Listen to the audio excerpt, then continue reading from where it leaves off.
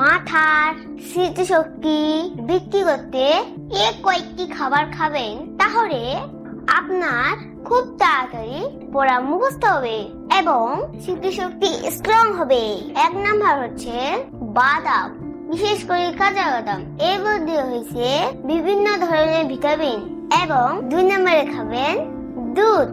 দুধের মধ্যে রয়েছে খাদ্য উপাদানের 7টি উপাদান এবং নিয়মিত একটি করে কোড়া খাবেন, বিশেষ করে দুপুরে কিংবা সকালে। ভুল করে রাতে খাবেন না, কেননা রাতে খেলে কোড়া থেকে বিভিন্ন ক্ষতিকারক পদার্থ বের হয়।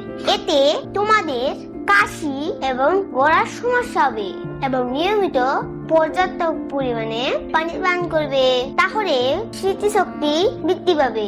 আর প্রকৃতিতে চেষ্টা করবে এবং তোমার রুম গুছিয়ে রাখবে, কেননা রুম যদি অগুছানো থাকে তাহলে মাথা খিটখিটে করে এবং এতে তোমার স্মৃতিশক্তি লোপ পাবে। তুমি কখনো ধূমপান খাবে না, তাহলে তুমি খুব পড়ালেখা মনে রাখতে পারবে। আর এরকম টিপস পেতে আমার পেজটি সাবস্ক্রাইব করো।